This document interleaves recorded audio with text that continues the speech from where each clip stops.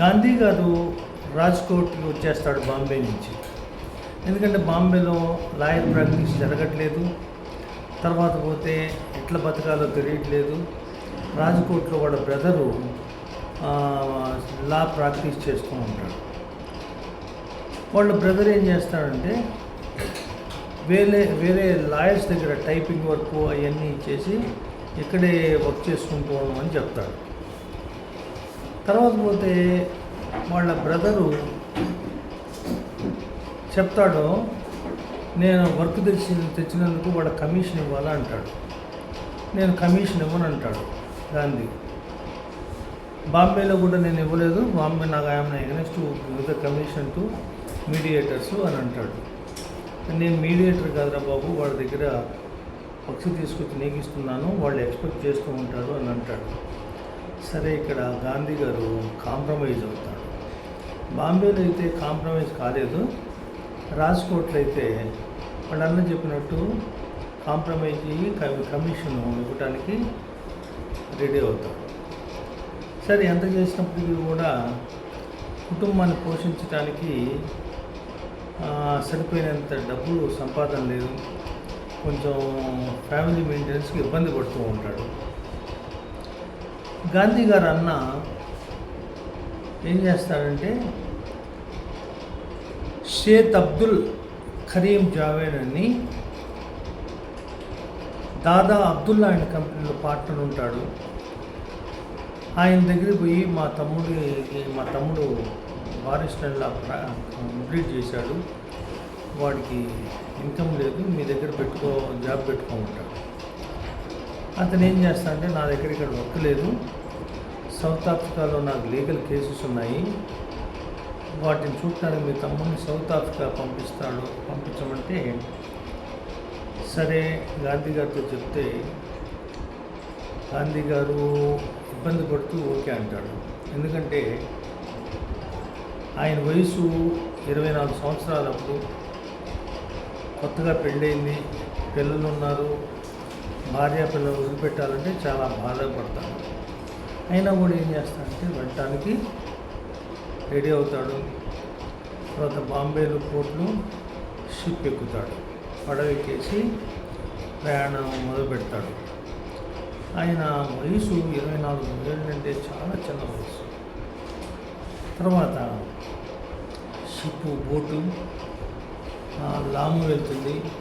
లాము నుంచి మోర్బసా, జాంజిబాన్, natal and Durban చేస్తాడు.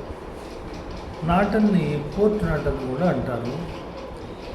ఇదే క్యాపిటల్ ఆఫ్ డర్బన్. తర్వాత పోతే కేసు ఏమో ట్రాన్స్వాలాలో ఉంది. ఈ లీగల్ కేసు, అబ్దుల్ సైద్ గారి లీగల్ కేసు ట్రాన్స్వాలాలో ఉంది. తర్వాత ప్రిటోరియా వెళ్తాడు. ఈయన గాంధీ గారిని ఒక అతను డర్బన్ కోర్టుకు తీసుకెళ్తాడు చూడటానికని. అప్పుడు మెజిస్ట్రేట్ ఈయన తలపాగా చుట్టుకొని ఉంటాడు. మేజిస్ట్రేటు తలపాగా తీసేయమంటాడు. నేను తీసేయనని చెప్పి కోర్టు నుంచి బయటకు వెళ్ళిపోతాడు. తర్వాత పోతే మళ్ళా ట్రైను డర్బన్ వదిలిపెట్టి మ్యారిట్స్బర్గ్ అనే టౌన్కి వెళ్తాడు. టౌన్కి వెళ్తే అక్కడ ఒక వైట్ మ్యాన్ ఉంటాడు, వైట్ ప్యాసింజరు. అది కూలీ అంటాడు. అక్కడ మన ఇండియన్స్ అందరినీ కూలీస్ అంటారు. గాంధీ గారు కూలీ అంటాడు. నువ్వు అప్పుడు ఆయన ఏం చేస్తాడంటే ఇద్దరు ఆఫీసర్స్ తీసుకొచ్చి అక్కడి నుంచి వెళ్ళిపోమంటాడు. అంటే గాంధీ గారు అంటారు, నాకు ఫస్ట్ క్లాస్ టికెట్ ఉంది, నేను ఫస్ట్ క్లాస్లో కూర్చుంటానంటే నీకు ఫస్ట్ క్లాస్ ఉన్నప్పటికీ కూడా వ్యాన్ కంపార్ట్మెంట్కి వెళ్ళాలా, ఇక్కడ కూర్చోవటానికి లేదంటారు. వాళ్ళు ఆఫీసర్స్ కూడా ఆ వైట్ ప్యాసింజర్ని సపోర్ట్ చేసి గాంధీని అక్కడి నుంచి నెట్టి పడేస్తారు. ట్రైన్లో నుంచి లగేజ్ కూడా బయటపడేస్తారు. అప్పుడు మిడ్ నైట్ అవుతుంది. తర్వాత పోతే చలి చాలా విపరీతంగా ఉంటుంది, షివరింగ్ వస్తుంది, ఏం చేయాలో అర్థం కావట్లేదు. వెయిటింగ్ రూమ్లో లైట్ కూడా సరిగా లేదు. ఈ పరిస్థితుల్లో గాంధీ గారు ఏం చేయాలో అర్థం కావట్లేదు. సరే ప్రిటోరియా వెళ్దామా, లేకపోతే ఇండియాకి తిరిగి వెళ్దామా, ఇన్ని కష్టాలు ఎందుకు అనుకుంటాడు. కానీ ఆయన ఏమనుకుంటాడంటేను, తిరిగి వెళ్ళటం అనేది పిరికితనం అవుతుంది అని చెప్పి ముందుకే వెళ్దామని చెప్పి వెళ్ళిపోతాడు, బయలుదేరిపోతాడు. తర్వాత పోతే వేరే ట్రైన్లో మ్యారేజ్బర్గ్ నుంచి చార్లెస్ టౌన్కి వెళ్ళాలి. వేరే ట్రైన్లో ఎక్కుతాడు. తర్వాత చార్లెస్ టౌన్ నుంచి జోహన్స్బర్గ్కి ట్రైన్ ఉండదు, స్టేజ్ కోచ్ ఉంటుంది. ఈ స్టేజ్ కోచ్ ఏం చేయాలంటే స్టాండర్స్టన్ వచ్చిన తర్వాత నైట్ స్టాండర్డ్ తను చేరుకుంటాడు.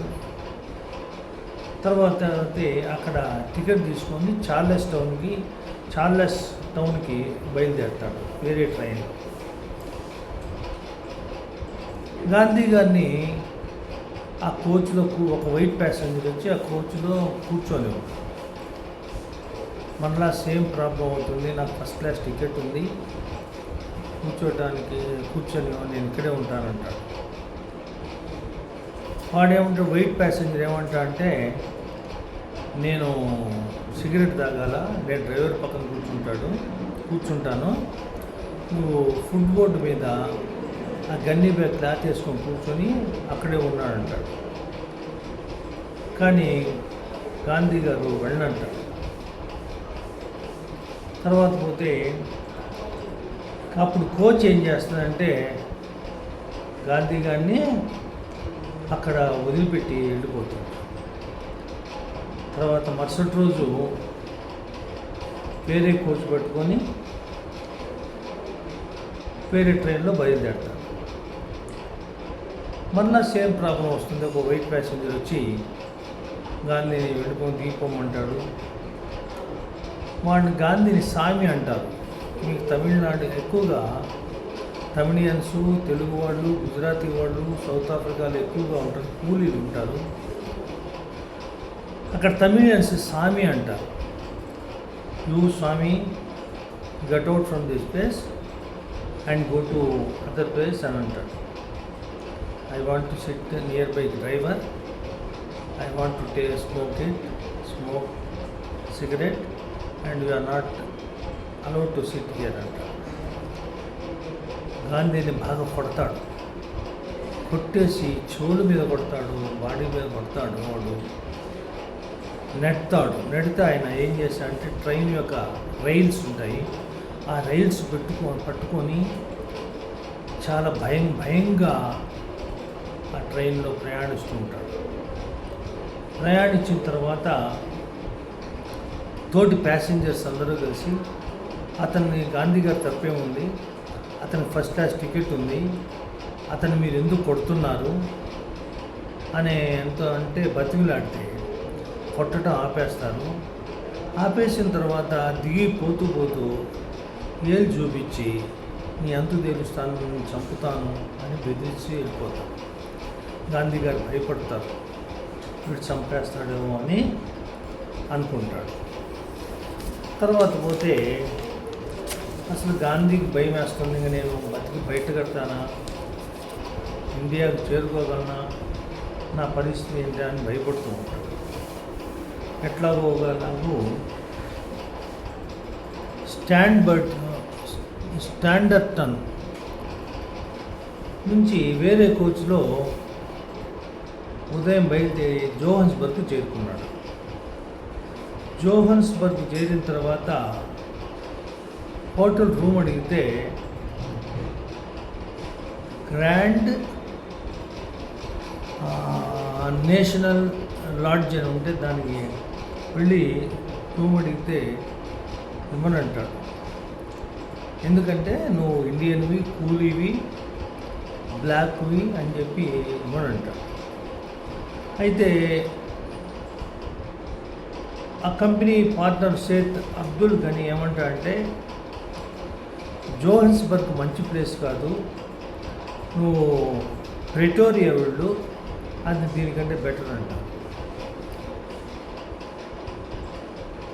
కండిషన్స్ ట్రాన్స్వాలాలో కండిషన్స్ చాలా వరస్ట్గా ఉంటాయి. వరస్ట్ దాని నాటల కంటే వరస్ట్గా ఉంటాయి. తర్వాత ఈయన ఒకవేళ నన్ను ఫస్ట్ క్లాస్ టికెట్ తీసుకుంటాను, ట్రైన్లో అలౌ చేయకపోతే ప్రిటోరియా ఓన్లీ 37 మైల్స్ కాబట్టి నేను క్యాబ్ తీసుకొని వెళ్ళిపోతాను అంటాడు. సరే నీ ఇష్టం, ముందు ట్రైన్కు ఒక ప్రాబ్లం వస్తుంది ఏమంటాడు. తర్వాత జర్మిన్స్టన్ టౌన్ వచ్చేటప్పటికి గార్డ్ వస్తాడు. గార్డ్ వచ్చి వై ఆర్ సిట్టింగ్ హియర్ అంటారు. I'm having first class ticket that's why I'm sitting అంటాడు. కానీ though you are having first class ticket ఉన్నప్పటికీ కూడా నువ్వు ఇక్కడికి కూర్చోవటానికి వెళ్ళలేదు, you get out from this అంట. అప్పుడు ఒక వైట్ ప్యాసింజరే గాంధీకి సపోర్ట్గా what is the wrong with him, is having the first class ticket, let him sit అంటాడు. అప్పుడు గార్డ్ అంటాడు, నీ ఇష్టము, being a white passenger you want to SIT beside Gandhi black person or coolie or Swami, choice is left to you, you can travel along with that person అంటాడు. గాంధీ గారితో మీరు ఇష్టమైతే ప్రయాణం చేయండి అని చెప్పి గాడ్ వెళ్ళిపోతాడు. అంటే గాంధీ గారు ఒక చోటే కాకుండా ఎక్కడ మార్టిస్బర్గే కాకుండా చాలా చోట్ల ఈ అవమానము భరిస్తూ ఉంటాడు. ఎన్నో అవమానాలు ఫేస్ చేస్తారు, కొడతారు, అతన్ని ట్రైన్ నుంచి నెడతారు. ఎన్నో బాధలు పడుతూ ఎన్నో సమస్యలు ఫేస్ చేస్తూ సౌత్ ఆఫ్రికాలో ప్రిటోరియాకి వెళ్తాడు అనమాట. అంటే మనకందరికీ తెలుసు ఓన్లీ ఒక చోటే గాంధీ గారిని ట్రైన్లో నుంచి నెట్టారని. కానీ దానికంటే చాలా ఘోరంగా ఎన్నో అవమానాలు పడ్డాడు. ఆ అవమానాలు సహిస్తూ సౌత్ ఆఫ్రికాలో ఉండిపోయాడు.